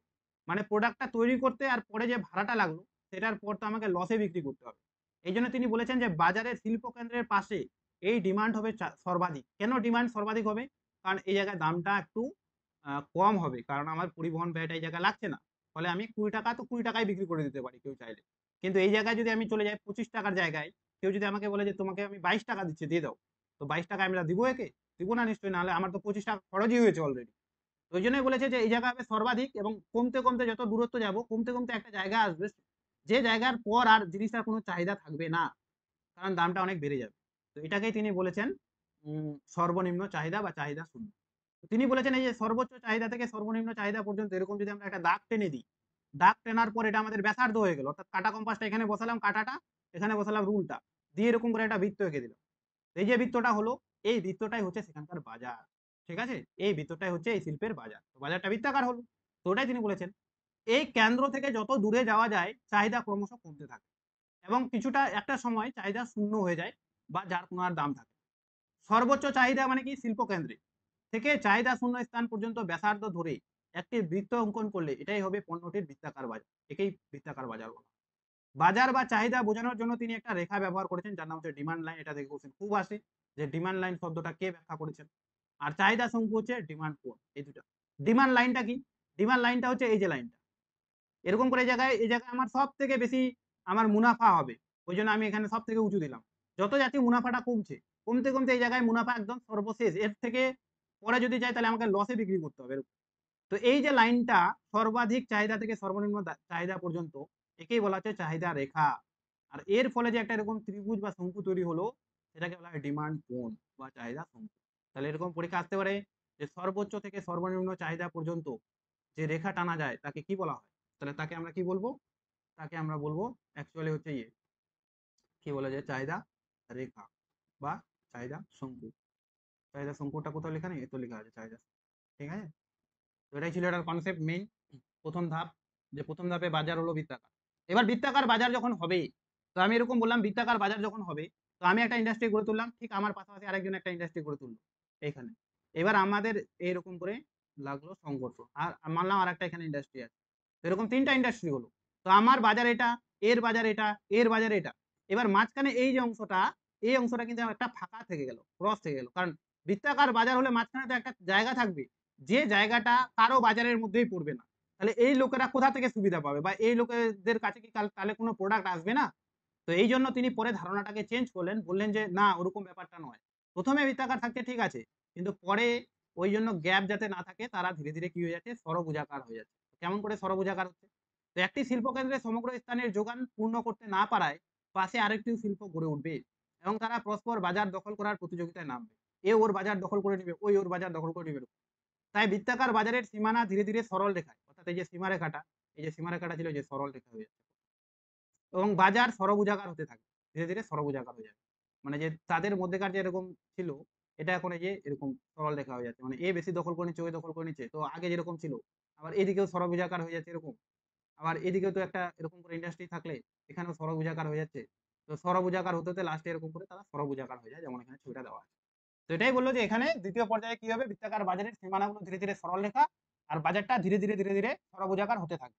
এবং থার্ড স্টেজে তিনি বললেন যে বৃত্তাকার বাজার পুরোপুরি ষড়ভুজাকারে পরিণত হবে, এবং লাস্টে এরকম ষড়ভুজাকার পরিণত হবে। তাহলে এখানে কেউ এরকম গ্যাপ আর কোনো জায়গায় থাকলো না, যারা তার কোনো সুযোগ সুবিধা পাবে। তো এটাই ছিল তার কনসেপ্ট, কিভাবে একটা বৃত্তাকার বাজার ধীরে ধীরে হেক্সাগোনালে পরিণত হয়। আর কিছু নয়, এখান থেকে যদি পড়ে তাহলে হয়ে যাবে। কিন্তু আমরা খেয়াল করলাম যে এই যে কি বলে যে আগস্ট লস, আগস্ট লস কিন্তু কোনো থিওরির কথা বলেনি, তবে একটা পরীক্ষা কোশ্চেন আসে, এই জন্য আমি এটা অ্যাড করে দিয়েছি। ইকোনমিক অফ লোকেশন এই গ্রন্থটা কার লেখা, তো মনে রাখতে হবে এই থিওরিটা যে দিয়েছে বাজার প্রফিট ম্যাক্সিমাম থিওরিটা, এটা তিনি দ্য ইকোনমিক অফ লোকেশন এই গ্রন্থটাতে দিয়েছে। তো ওই জন্য এটা আমি কোশ্চেনের মধ্যে অ্যাড করে দিয়েছি। ইকোনমিক অফ লোকেশন দিয়েছে আগস্ট লস। আর কয়েকটা কোশ্চেন আছে, এই কোশ্চেনগুলো কিন্তু না কোনো পিইউআই কেউ থেকে ঘাটা, হ্যাঁ, এমনি এমনি দিইনি আমি। তো আগস্ট লস এর তত্ত্বকে কোন তত্ত্বের সম্প্রসারণ হিসাবে ধরা হয়, অর্থাৎ কোন তত্ত্ব দ্বারা অনুপ্রাণিত হয়ে তিনি এই থিওরিটা দিয়েছেন? তো এটা হবে ক্রিস্টেলার, অর্থাৎ ক্রিস্টেলার যে কেন্দ্রীয় স্থান তত্ত্ব আমরা পড়েছিলাম হিউম্যান জিওগ্রাফিতে, যেখানে একটা মডেল এরও ছিল, আগস্ট লসের আমি বলেছিলাম যেটা ইকোনমিক জিওগ্রাফিতে ক্লিয়ার হয়ে যাবে। তো তার দ্বারা অনুপ্রাণিত হয়ে তিনি তার থিওরিটা দিয়েছেন। What kind of geometric pattern is found Losch economic landscape, অর্থাৎ লসের যে অর্থনৈতিক ল্যান্ডস্কেপের থিওরিটা আছে সেখানে আমরা কি ধরনের জিওমেট্রিক প্যাটার্ন পাই। তো এখানে দুটাই কিন্তু অপশন আছে, সার্কুলার এন্ড হেক্সাগোনাল। তো দুটা থাকলেও আমরা হেক্সাগোনালটাই রাইট অ্যান্সার করব। তবে হেক্সাগোনালটা যদি না থাকে অ্যান্সার, তাহলে আমরা বলবো প্রথম দিকে যেহেতু সার্কুলার থাকে তাহলে সার্কুলারকেই রাইট অ্যান্সার করব। এই তিনটা কোশ্চেন ছিল। এবার আমরা নেক্সট টপিক যাব। এই দুটা টপিক কিন্তু সবথেকে মোস্ট ইম্পর্টেন্ট, কারণ এগুলা 12 এর বইয়ে আছে। আর আমরা যেহেতু স্কুল লেভেলে পরীক্ষা দিচ্ছি তো এখান থেকে আসার সম্ভাবনা বেশি। এই দুইটা থিওরি ছাড়া কোশ্চেন হবে না আমার মনে হচ্ছে। এই দুইটা থেকে একটা কোশ্চেন আসবেই। ঠিক আছে? এবার আছে এরিয়া কস্ট কার্ভ থিওরি। এগুলো অত ডিপলি পড়তে হবে না, কিন্তু এখান থেকে কিছু কিছু কোশ্চেন দেয়, যে কোশ্চেনগুলো কিন্তু আমাদের জন্য খুব ইম্পর্টেন্ট। এই জন্য আমি পড়া দিচ্ছি। আর তাছাড়া এসএসসির বইগুলোতে আমি দেখলাম তো এগুলো আছে। ঠিক আছে? মানে কোনো বইয়ে দেখছি এগুলা মানে ডিরেক্ট এরকম বলেছে যে এরিয়া কস্ট কার্ভ থিওরি কার দেওয়া। তো তার থেকে আমরা একটু থিওরিটাই পড়ে। ঠিক আছে? তো গিভেন বাই ডিএম স্মিথ, এটা মনে রাখতে হবে যে এরিয়া কস্ট কার্ভ থিওরি কে দিয়েছে, কি বলে যে ডিএম স্মিথ। আর তার একটা থিওরিতে বইতে তিনি এটা দিয়েছিলেন, industrial location and economic geographical analysis 1966। He use cost isoplate and cost contour. এই দুটা মনে রাখতে হবে, কস্ট আইসোপ্লেট কস্ট কন্ট্যুর কে দিয়েছে। টেকনিক, এই দুটা technique. Also known as spatial margin theory. এটা পরীক্ষা অনেক সময় এরকম দিয়ে দেয় যে স্পেশাল মার্জিন থিওরি বা প্রান্তীয় তত্ত্ব নাকি বাংলায়, তো আমার এটা জানি না আমি বাংলা। তো কার দেওয়া সেটা মনে রাখতে হবে কি, তো এই থিওরিটা তিনটা কি পয়েন্ট আছে, একটা হচ্ছে স্পেশাল মার্জিন, একটা হচ্ছে কস্ট কার্ভ আর কস্ট অফ প্রোডাকশন, একটা হচ্ছে রেভিনিউ আর স্কেল। তিনটা জিনিস কি আমি বলে দিই। মানলাম এখানে একটা শিল্প আছে, মানলাম এখানে একটা এরকম একটা জায়গা আছে। তো এই জায়গার মধ্যে আমার শিল্পটা আমি এখান থেকে তৈরি করতে করতে করতে করতে এত দূর পর্যন্ত তৈরি করতে পারি, আবার এদিকে এত দূর পর্যন্ত করতে পারি। এরপরে যদি আমরা শিল্প তৈরি করি তাহলে আমার অনেক কিছু অসুবিধা আছে। যেমন ওই জায়গায় দেখা গেলো কোনো ইলেকট্রিসিটি নাই, রাস্তাঘাট ভালো নাই, ইত্যাদি ইত্যাদি। তো এই যে যে সীমানা পর্যন্ত আমরা শিল্প গড়ে তুলতে পারি, এটাকেই তিনি বলেছেন স্পেশাল মার্জিন বা বাজারের প্রান্ত এলাকা। এর বাইরে শিল্প গড়ে উঠে না। ঠিক আছে? যেমন প্রত্যন্ত গ্রামের ভিতরে কোনো শিল্প গড়ে উঠবে, উঠবে না। তো এর কারণ হচ্ছে এটাই, একটা প্রান্তীয় এলাকা থাকে, এর ভিতরেই শিল্প গড়ে ওঠে, তার বাইরে আর যাবে না, তাহলে তার লস হয়ে যাবে। কস্ট কার্ভ থিওরি তিনি কি বলেছেন, ব্যয়, মানে কস্ট শব্দটা মানেটা বুঝতে হবে। কস্ট শব্দের অর্থ হচ্ছে ব্যয়, আর এখানে রেভিনিউ শব্দের অর্থ হচ্ছে কি, কর বা খাজনা। ঠিক আছে? কর বা খাজনা, বা আমরা এরকম বলতে পারি যে ব্যয়। এই কি বলে যে, কি যেন বললাম, আচ্ছা পড়ার সময় মনে পড়ে যাবে আরেকটা। তো এটা এটা তিনি তিনটা স্টেজে ভাগ করেছেন, first stage, second stage, third stage এরকম। তো তিনি কি বলেছেন, যদি যদি শব্দটা ব্যবহার করি, যদি কস্ট ইজ কনস্ট্যান্ট, কস্ট মানে হচ্ছে খরচ। ঠিক আছে? খরচ, খরচটা আমার কনস্ট্যান্ট থাকে। আর আচ্ছা রেভিনিউ শব্দের অর্থ আমরা এরকম ধরবো লাভ। হ্যাঁ, লাভ। ঠিক আছে? লাভ বা প্রাইসও ধরতে পারি। মানে বিক্রি করার পর কত টাকা আসছে। খরচ মানে আমি প্রোডাক্টটা তৈরি করতে কত টাকা খরচ হয়েছে। আর রেভিনিউ মানে বিক্রি করার পর কত টাকা আসছে, এটাকে রেভিনিউ বলে। ঠিক আছে? Is variable. কি বলেছে, আমি যদি এমনি লজিক্যালি ভাবি যে আমার একটা এরকম করে জায়গা আছে, এই থেকে এই পর্যন্ত, আর এটা হচ্ছে আমার একদম শিল্পের কেন্দ্র, মানে একটা বাজারের কেন্দ্র, মানে মেইন টাউন আর কি। তো এখান থেকে এইদিকে যদি যাই, আর এখান থেকে এইদিকে যত যাই, তাহলে আমার কোথায় খরচ বেশি হবে। ঠিক আছে? তো খরচ আমার মনে রাখতে হবে, আমি যত দূরে যাব তত খরচের পরিমাণটা আমার কি হবে, বাড়বে। তো দূরে গেলে খরচের পরিমাণটা বাড়বে, কিন্তু ভিতরের দিকে খরচটা আমার একটু কম হবে, কারণ ভিতরে শহরে অনেক সুযোগ সুবিধা ইয়ে থাকে। আর আমার যদি এরকম লাভ বা আয় হয়, তো লাভ আমার কোথায় বেশি হবে, তার মানে নিশ্চয়ই যেহেতু শহরে মিডিল জায়গাটায়, ভালো করে বুঝতে হবে কিন্তু, নাহলে গোলমাল লেগে যাবে। এখান থেকে তিনটা কোশ্চেন আসে, এই তিনটা কোশ্চেনই আসবে আসলে। ঠিক আছে? তো এই তিনটা কোশ্চেন বোঝার জন্য একটু ভালো করে মন দিয়ে বুঝতে হবে। তো আমি কি দেখলাম যে আমার খরচ সব থেকে বেশি হচ্ছে এদিকে, বাইরে গেলে খরচ বেশি হচ্ছে। আর লাভ আমার সব থেকে বেশি হচ্ছে শহরের মাঝখানে, কারণ শহরে আমার জিনিসটা বেশি বিক্রি হবে। আর যত আমি বাইরে যাব তত আমার লাভের পরিমাণটা বা রেভিনিউর পরিমাণটা কমে যাবে। ব্যাস, এটুকু ক্লিয়ার হয়েছে। এবার আমি এই জিনিসগুলো এখানে ছবির মাধ্যমে দেখাচ্ছি। If revenue is constant, revenue মানে কি, অর্থাৎ আমার লাভটা, লাভ যদি সব জায়গায় সমান হয়, আমি ধরে নিলাম যে এটা একটা প্রান্ত এলাকা, এটা একটা প্রান্ত এলাকা। ঠিক আছে? আচ্ছা এটা বুঝাচ্ছি, এটা এটা একটা প্রান্ত এলাকা, এটা একটা প্রান্ত। তো এই জায়গায় সব জায়গায় আমার কি হচ্ছে, রেভিনিউ কনস্ট্যান্টটা কোথায় আছে, এখানে। এই রেভিনিউ ইজ কনস্ট্যান্ট কেন বলছি, কস্ট ইজ কনস্ট্যান্ট, উল্টা পাল্টা হয়ে যাচ্ছে। কস্ট ইজ কনস্ট্যান্ট, অর্থাৎ কস্ট সব জায়গায় কনস্ট্যান্ট আছে। কস্ট এই জায়গায়, এই জায়গায়, এই জায়গায়, সব জায়গায় সমান, মানে শিল্প আমরা যেখানেই করে তুলি এই মার্জিন এলাকার মধ্যে, সব জায়গায় খরচ আমার একই লাগছে। কিন্তু তাহলে রেভিনিউ ইজ ভ্যারিয়েবল, তাহলে রেভিনিউটা যদি ভ্যারিয়েবল হয়, তাহলে রেভিনিউ মানে আমি কি বললাম, লাভ। তো লাভ কোথায় বেশি হবে, তো লাভ হচ্ছে শহরের দিকে বেশি হবে, এই জন্য শহরের দিকে গ্রাফটা এটা। আর আমি যদি এর বাইরে আসি এরকম করে, যত আমি বাইরের দিকে যাচ্ছি তত আমার লস হচ্ছে। তো রেভিনিউ কস্ট যদি সব জায়গায় সমান থাকে তাহলে লাভ আমার মেইন টাউনের ভিতরে হবে। তাহলে কার্ভটা আমার কিসের মতো হয়ে যাচ্ছে? এ শেপের মতো হয়ে যাচ্ছে। এটা থেকে কোশ্চেন আসে যে যদি আমার সব জায়গায় কস্ট বা খরচটা সমান থাকে আর লাভটা যদি ভ্যারিয়েবল হয়, লাভ মানে একেক জায়গায় একেক রকম লাভ, তাহলে কার্ভটা কিসের মতো হয়? তাহলে কার্ভটা এ এর মতো হয়। এটা একটা কোশ্চেন গেল। ঠিক আছে? এখান থেকে একটা কোশ্চেন আসে। দ্বিতীয় কোশ্চেনটা কি আসে? If revenue is constant, revenue মানে আমি কি বললাম? লাভ। মানে আমার সব জায়গায় সমান লাভ হচ্ছে, সব জায়গায় সমান লাভ হচ্ছে। যে জায়গায় চলে যাই প্রান্তীয় এলাকার মধ্যে আমার সব জায়গায় সমান লাভ হচ্ছে। তাহলে খরচটা আমার কোথায় কম হবে? তো খরচ আমি বলেছিলাম কেন্দ্রে এই জায়গায় সবথেকে খরচ কম হবে, কারণ এই জায়গায় অনেক রকম সুযোগ সুবিধা অলরেডি থাকে অ্যাগ্লোমারেশনের মতো। তো খরচ এই জায়গায় কম, যত বাইরের দিকে যাচ্ছি খরচটা বাড়ছে। তাহলে কার্ভটা কিসের মতো হলো? কার্ভটা হলো ভি অক্ষরের মতো। তাহলে এটা মনে রাখতে হবে, revenue is constant and cost is variable হলে কার্ভটা হবে ভি অক্ষরের মতো। বোঝা গেছে দুটা পরিস্থিতি। থার্ড তিনি আরেকটা পরিস্থিতি বললেন যে দুটাই যদি ভ্যারিয়েবল হয়, কারণ দুটাই তো ভ্যারিয়েবল হবেই বাস্তবে। এরকম কি কোনোদিন থাকবে যে সব জায়গায় জমির দাম একই বা সব জায়গায় শিল্প গড়ে তুলতে এই শিল্পের জন্য কাঁচা কি বলে যে হচ্ছে প্রোডাক্ট তৈরি করতে আমার একই খরচ লাগছে, একই লাভ থাকছে, এরকম তো কোনোদিন হয় না। তো দুটাই যদি ভ্যারিয়েবল হয় তাহলে একটা এরকম কার্ভ হলো আর একটা এরকম উপরের দিকে কার্ভ হলো। তাহলে এটা দেখতে কিসের মতো হলো? একটা চতুর্ভুজের মতো হলো। ওই জন্যই বলেছে এটা রেক্টেঙ্গুলার বা চতুর্ভুজ শেপের। ঠিক আছে? চতুর্ভুজ শেপ। তো যদি বলে যে revenue and cost both are variable, curve is rectangular. ঠিক আছে? এখানে হাইয়েস্ট প্রফিট হবে আর এখানে হচ্ছে রিয়াল ওয়ার্ল্ড কন্ডিশন, অর্থাৎ আমাদের পৃথিবীর একটা বাস্তব উদাহরণ। পরীক্ষা আসতে পারে যে কোন পর্যায়ে কখন বাস্তব কন্ডিশন কোনটার কথা বলেছেন, তো থার্ড স্টেপ বা যখন রেভিনিউ আর কস্ট দুটাই ভ্যারিয়েবল থাকবে, এটা হচ্ছে থার্ড স্টেপ। তো এটার উপর নির্ভর করে কয়েকটা আমি কোশ্চেনও দিয়ে দিচ্ছি যাতে বুঝতে সুবিধা হয়। যে এরিয়া কস্ট কার্ভ থিওরি কিসের আর কি নামে পরিচিত? স্থানীয় প্রান্ত তত্ত্ব নামে পরিচিত। ওই যে মার্জিন থিওরি না কি ছিল না। তারপরে এখানে যদি ব্যয় মানে কস্ট থাকে ধ্রুবক এবং আয় বা রেভিনিউ পরিবর্তনশীল, ঠিক আছে? তাহলে ব্যয় সব জায়গায় সমান আর আয় তাহলে কোথায় আমার বেশি হবে? এই জায়গায়, এই জায়গায় আয়টা বেশি হবে। তাহলে কি অক্ষরের মতো হলো? এই অক্ষরের মতো হবে। ঠিক আছে? যদি আয় সব জায়গায় সমান থাকে, আয় সব জায়গায় সমান এবং ব্যয় পরিবর্তনশীল, তাহলে ব্যয় মানে কি? ব্যয় হচ্ছে আমার কি? ব্যয় মানে হচ্ছে ওই যে খরচটা, খরচ, তাহলে আমার খরচ কম হচ্ছে কেন? তাহলে এরকম কাটতে হবে, অর্থাৎ হিসেবের মতো। ঠিক আছে? তিনি কি বলেছেন কোন পর্যায়ে সর্বাধিক মুনাফা হবে? তৃতীয় পর্যায়ে। আরেকটা কোশ্চেন আমি দিইনি যে কোনটা বাস্তব পৃথিবীতে সব থেকে মিলে, তাহলে তৃতীয় পর্যায়টা সব থেকে কিন্তু মিলে। এতদূর পর্যন্ত কারো কোনো সমস্যা আছে?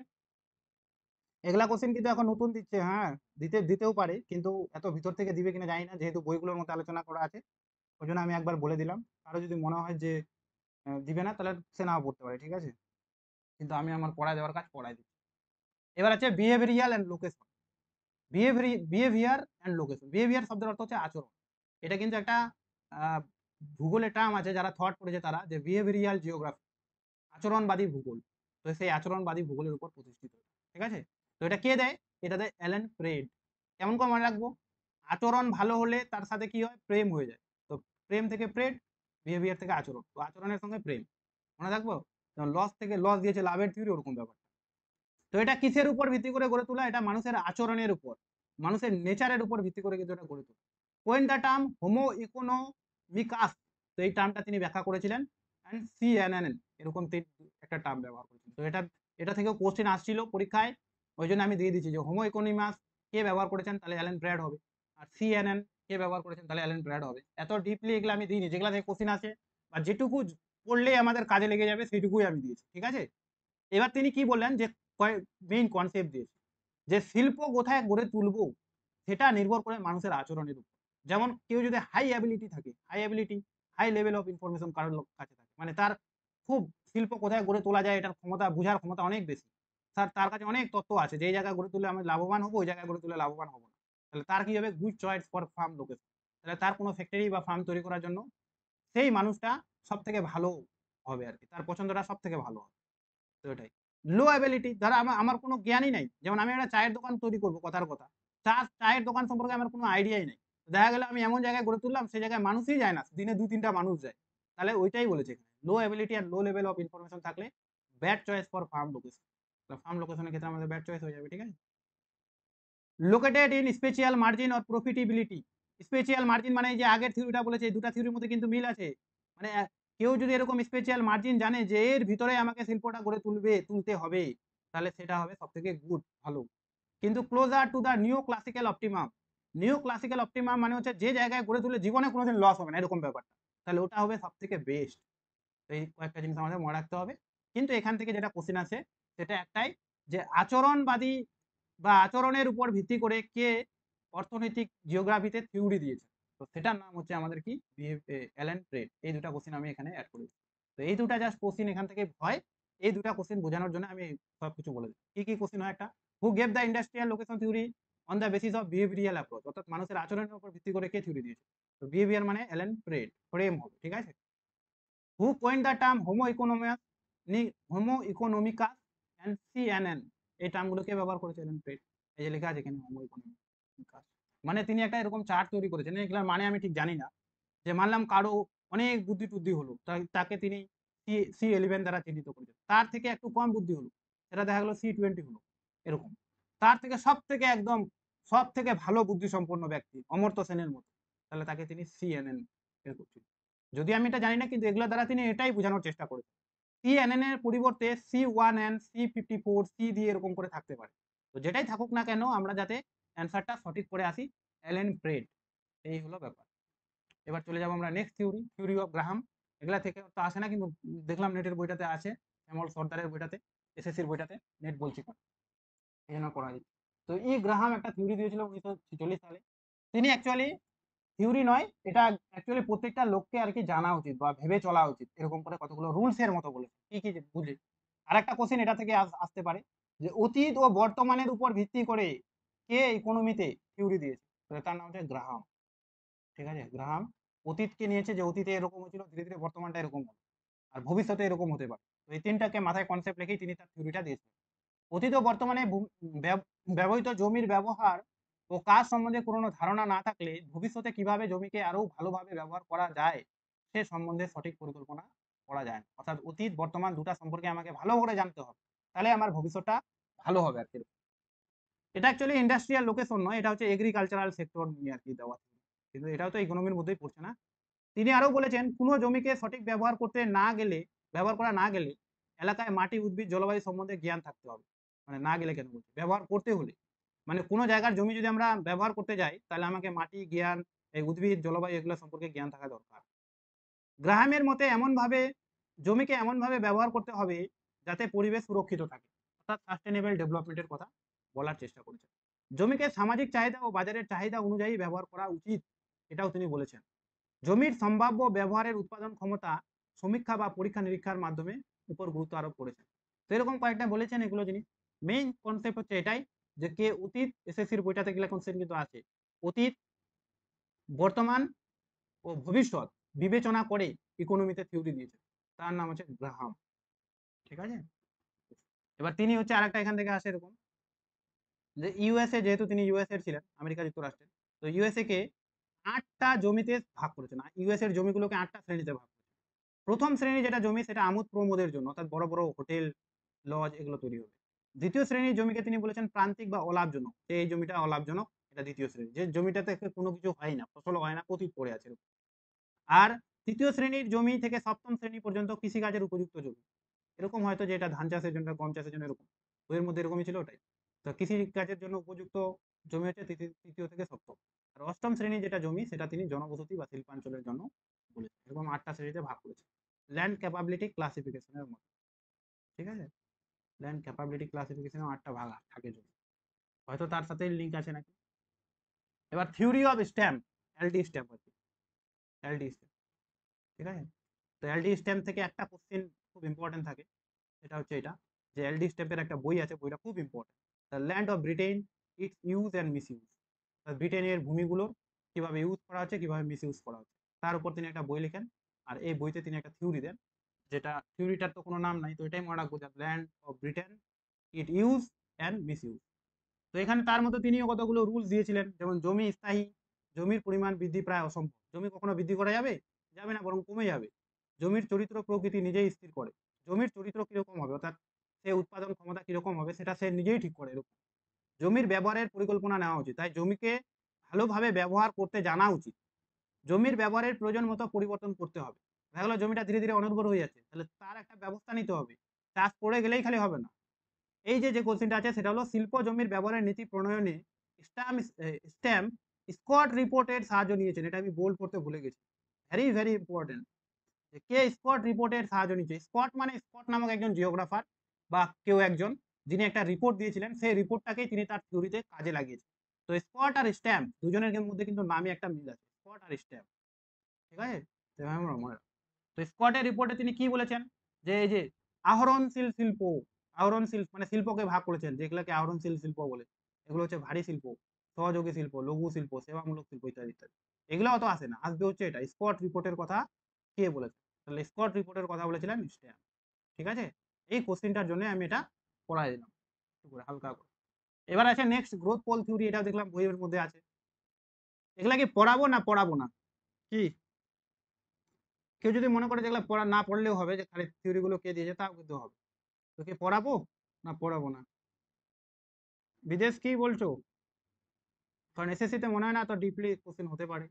আবার এটাও যে এসএসসির বইগুলো যেহেতু আছে, সে যেহেতু আমি এখানে অ্যাড করে দিয়েছি, তো কি বলবো, পড়াবো না পড়াবো না?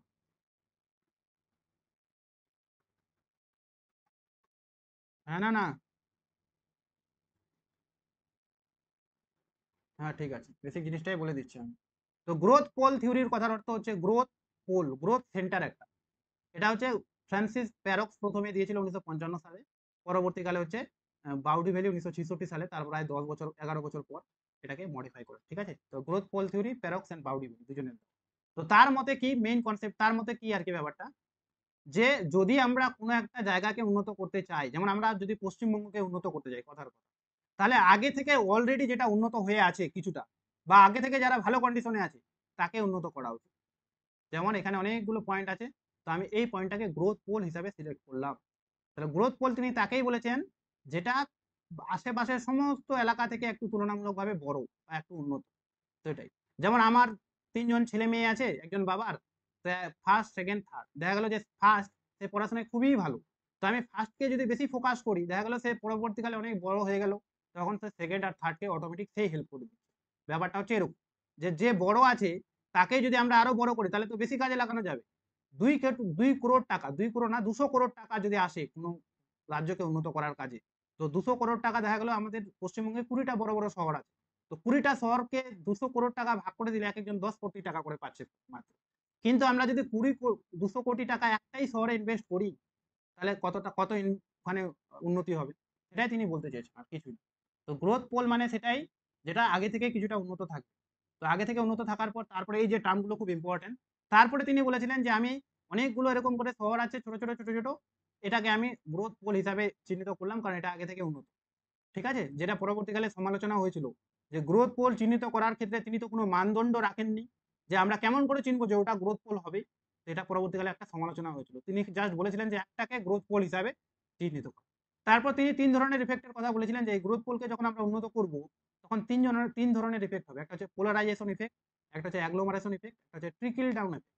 তো পোলারাইজেশন ইফেক্ট কি, যে মানলাম এখানে একটা আমরা কোনো বড় কিছু, বড় অনেকগুলো বড় বড় বড় বড় ইয়ে তৈরি করলাম ইন্ডাস্ট্রি, তো তার আকর্ষণে বাইরে থেকে, এই যে বাইরের এলাকা থেকে প্রচুর লোকজন সেখানে আসবে, তার আকর্ষণ, এটাকে বলা হয় পোলারাইজেশন। পোলারাইজেশন মানে তার প্রতি যে একটা পুল ফ্যাক্টর কাজ করে, মানে টানবে মানুষকে, যে ওখানে আসো আমার অনেক কাজ, এই জায়গায় অনেক কাজ আছে, প্রচুর মানুষ ছুটে ছুটে এই জায়গায় আসতে যায়, তো এটাকে বলা হয় পোলারাইজেশন। অ্যাগ্লোমারেশন কি, এই পোলারাইজেশন এফেক্টের ফলে, অর্থাৎ প্রচুর মানুষ যখন এখানে আসবে, তখন মানুষের এই প্রচুর মানুষের ভিড়ে এই ইন্ডাস্ট্রিগুলোর পাশাপাশি আরো অনেক কাজকর্ম খুলে যাবে, যেমন প্রচুর হোটেল তখন উঠে যাবে, তৈরি হবে, অনেক প্রচুর মানুষ যেহেতু আসবে তো হসপিটালও বাড়বে, তারপর টোটোর সংখ্যা বেড়ে যাবে, গাড়ির সংখ্যা বেড়ে যাবে। তার মানে কি শুধুমাত্র এটাকে উন্নত হলো ওরকম নয়, আরো এক্সট্রা অনেক মানুষ কাজ পেয়ে গেল, এই যে পুরো এলাকাটা একটা অ্যাগ্লোমারেশন হয়ে গেল, এটাকে বলা হয় অ্যাগ্লোমারেশন ইফেক্ট, অর্থাৎ মাল্টিপল ইন্ডাস্ট্রি হয়ে যাবে, একটা ইন্ডাস্ট্রি থেকে অনেক ইন্ডাস্ট্রি উঠে যাবে, প্রচুর জব অপরচুনিটি শুরু হবে, ড্রাইভারের শুরু হয়ে গেল এখানে, তারপর ডাক্তারের ছেলে পেলে লাগছে এরকম, হাইলি পপুলেটেড এরিয়া হয়ে যাবে, ব্রেন গেইন হবে। ব্রেন গেইন মানে কি, যারা হচ্ছে যারা হচ্ছে মেধা সম্পন্ন ব্যক্তি তারা তখন এই জায়গায় চলে যাবে, যে ওই জায়গায় অনেক সুযোগ সুবিধা আছে এরকম। তারপরে লাস্ট হচ্ছে ট্রিকল ডাউন এফেক্ট বা ট্রিকলিং ডাউন এফেক্ট। ট্রিকলিং ডাউন এরকম, যে গাছের পাতা আছে না, গাছের পাতা থেকে যে চুইয়ে চুইয়ে জল পড়ে, ওটাকে কিন্তু ট্রিকলিং ডাউন বলা হয়। তো ওই রকম লজিকটা তিনি এখানেও বলেছেন, যে যখন এখানে প্রচুর অ্যাগ্লোমারেশন হয়ে যাবে, ঘন জনবসতিপূর্ণ, আর মানুষ আসার মতো পরিবেশ নেই, যেমন দিল্লি মুম্বাই কলকাতা থেকে যেরকম এখন হয়েছে, তখন কি করবে, তখন এই জায়গার সরকার বা এখানকার মানুষেরা তাদের কিছু কিছু শাখা দূরবর্তী আরো কিছু কিছু জায়গায় খুলে দিবে, ঠিক আছে, দূরবর্তী জায়গায় খুলে দেয়। যেমন কোনো একটা মেইন কোচিং সেন্টারে যদি প্রচুর ভিড় হয়ে যায়, তখন তারা সাব ব্রাঞ্চগুলো বাইরের দিকে খুলে দেয় না ওরকম। তখন যে লোকেরা এখানে কাজ করতে আসলো, তখন তারা আর এখানে আসবে না, তখন তারা বাড়ির পাশেই কাজ পেয়ে যাচ্ছে, বাড়ির পাশেই কাজ করবে। তো প্রথম দিকে তো এই এলাকাটাই খালি উন্নত হচ্ছিল, এবার কিন্তু উন্নতটা ধীরে ধীরে বাইরের দিকেও ছড়িয়ে যাচ্ছে। এটাই কিন্তু প্যারক্স আর বাউডি ভ্যালি বলার চেষ্টা করেছে, যে আমরা প্রথমে একটাকেই উন্নত করব, তাহলে ধীরে ধীরে সবগুলো জায়গায় ছড়িয়ে যাবে। এই জিনিসটাকে, যেটাকে বাইরে চলে যাচ্ছে ব্যাপারগুলো, সেটাকে তিনি বলেছেন ট্রিকল ডাউন এফেক্ট। অর্থাৎ একটা গাছের পাতায় ততক্ষণ জল জমে থাকবে যতক্ষণ তার দরকার হবে, তারপরে চুইয়ে চুইয়ে চুইয়ে চুইয়ে নিচের দিকে কখন পড়বে, যখন তার মধ্যে আর জল রাখার মতো পরিবেশ নেই। তো সেম লজিকটা এই জায়গায়ও খাটছে। ঠিক আছে, অর্থাৎ এটা হচ্ছে অ্যাডভার্স ইফেক্ট অফ পোলারাইজেশন। পোলারাইজেশনের ফলে যেটা সবাই কেন্দ্রের দিকে যাচ্ছিল, তার উল্টা হলো এটা। ঠিক আছে, সবাই এখন বাইরের দিকে চলে আসবে, যাবে না। ইন্টার রিজনাল ট্রেড, অর্থাৎ মানে একটা ওই যে নিজেদের রাজ্যের মধ্যে একটা আর কি ভালো ট্রেড তৈরি হবে। ট্রান্সফার ক্যাপিটাল ব্যাকওয়ার্ড রিজিয়ন, অর্থাৎ এই যে উন্নত অঞ্চল থেকে ব্যাকওয়ার্ড রিজিয়ন, যেগুলো খারাপ অঞ্চল ছিল, সেগুলোর দিকেও এখন ক্যাপিটাল চলে যাচ্ছে, সেগুলোর দিকেও ইন্ডাস্ট্রি গড়ে তুলছে। তারপর পপুলেশন যেটা বেড়ে গেছিল সেটাকে রিডিউস করে দিচ্ছে।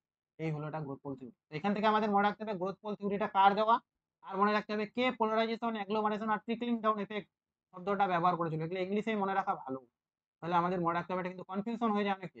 এটা কিন্তু দিয়েছিল কে, প্যারক্স এন্ড বাউডি ভ্যালি। ঠিক আছে, নেক্সট আরেকটা আছে কিউমুলেটিভ পজেশন থিওরি। এটা আমি সহজ করে বলে দিই। কিউমুলেটিভ পজেশন থিওরির সঙ্গে প্যারক্স বাউডি ভ্যালির থিওরিটা কিন্তু ভুলাই যায় অনেকে। কিউমুলেটিভ পজেশন থিওরি কিন্তু দুটো ইফেক্টের কথা বলেছে, একটা ব্যাকওয়াশ ইফেক্ট আর স্প্রেড ইফেক্ট। আর ওখানে কিন্তু হচ্ছে ওই যে পোলারাইজেশন, ট্রিকেল ডাউন, আর একটা হচ্ছে কি যেন বললো, অ্যাগ্লোমারেশন, তিনটার কথা বলেছিল। ঠিক আছে, তো কিউমুলেটিভ পজেশন মানে কি, কিউমুলেটিভ ফ্রিকোয়েন্সি আমরা তো পড়েছি প্রত্যেকে। কিউমুলেটিভ ফ্রিকোয়েন্সি মানে এরকম ব্যাপারটা, এক আছে, দুই আছে ফ্রিকোয়েন্সি, তারপর তিন আছে এরকম। তারপর দেখা গেলো এখানে এক আছে, তো এক তো একই হয়ে গেল, একের সঙ্গে তখন দুই যোগ হয়ে তিন হলো, তিনের সঙ্গে তিন যোগ হয়ে ছয় হলো, ছয়ের সঙ্গে এক যোগ হলে সাত হলো। তার মানে কি, যেটা আগে ছিল ওটা তো আছে, তার প্লাস আরো কিছু যোগ হলো, তারপরে আরো কিছু যোগ হলো, তারপরে আরো কিছু যোগ। তো এরকমই ব্যাপারটা, যে তার মতে যদি আমরা কিউমুলেটিভ পজেশন মানেটা বলছেন, যদি আমরা কোনো একটা জিনিসকে উন্নত করার চেষ্টা করি, কোনো একটা জিনিসকে উন্নত করার চেষ্টা করি, তাহলে ওই জায়গার অটোমেটিক্যালি সমস্ত কিছু ভালো হয়ে যাবে। যেমন কথার কথা আমি বলছি, 11-12 এর ক্ষেত্রে বা স্কুল লেভেলের ক্ষেত্রে কোনো একটা ছাত্র দেখা গেল খারাপ ছিল, সে হঠাৎ করে যদি একটা সাবজেক্টে দেখা গেল ইংলিশে একটা খুব ভালো স্যার পেয়ে গেলো, যে তাকে প্রচুর মোটিভেট করছে। চার্জে দিয়ে দিচ্ছি, বোঝা যাচ্ছে তো থিওরি গুলো নাকি? আমার থিওরি পড়াতে খুব ভালো লাগে, যে কোনো থিওরি, প্র্যাকটিক্যাল গুলো খুব ভালো করেই পড়াবো আশা করি। আমি তো সারা জীবন প্র্যাকটিক্যালই করাই, আমি অনার্সের ছেলেদের পড়াই না টিউশন, তো অনার্সের তো প্রচুর প্র্যাকটিক্যাল, ওই জন্য প্র্যাকটিক্যালটা রবিবার রবিবার করে নিব। ও আচ্ছা, আর একটা কথা বলতে চাইছি, যে সিলেবাসটা কি তার 26 আগস্ট আমাদের সিলেবাস তো চলে যাচ্ছে, তার আগেই শেষ করে দিব?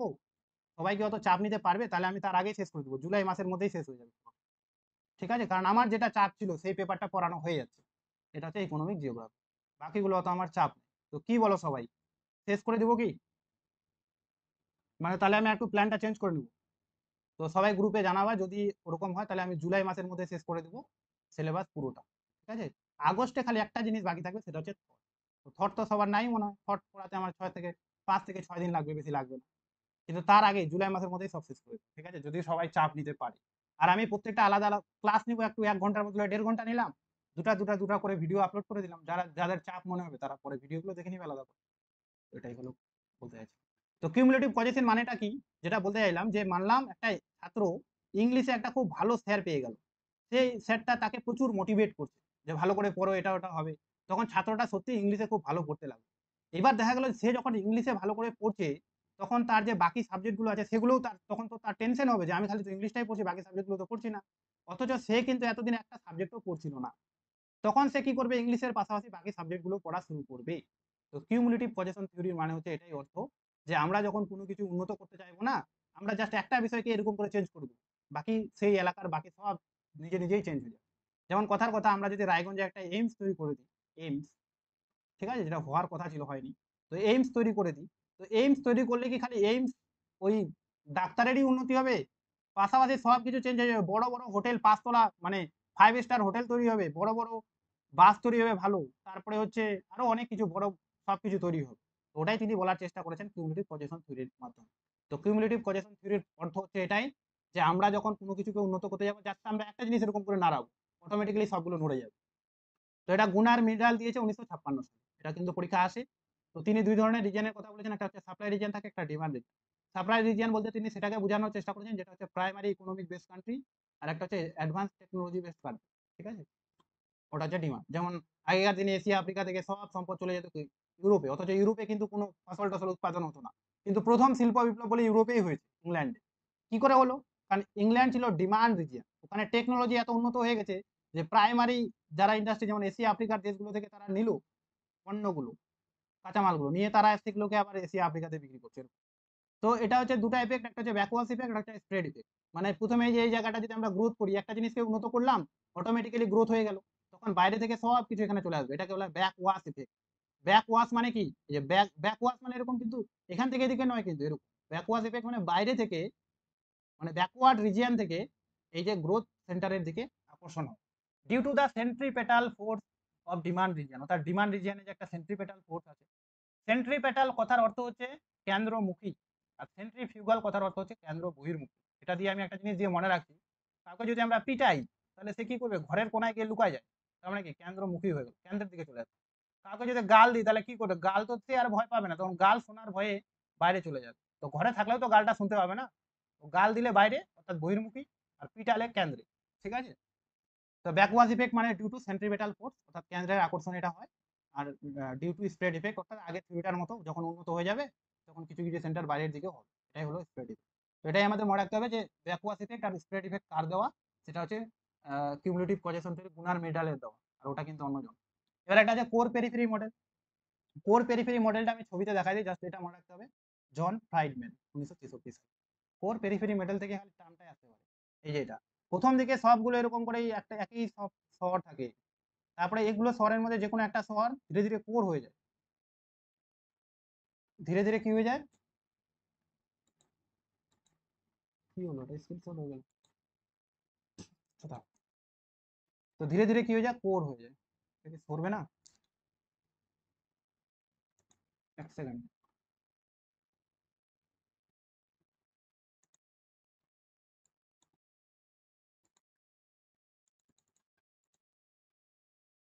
আচ্ছা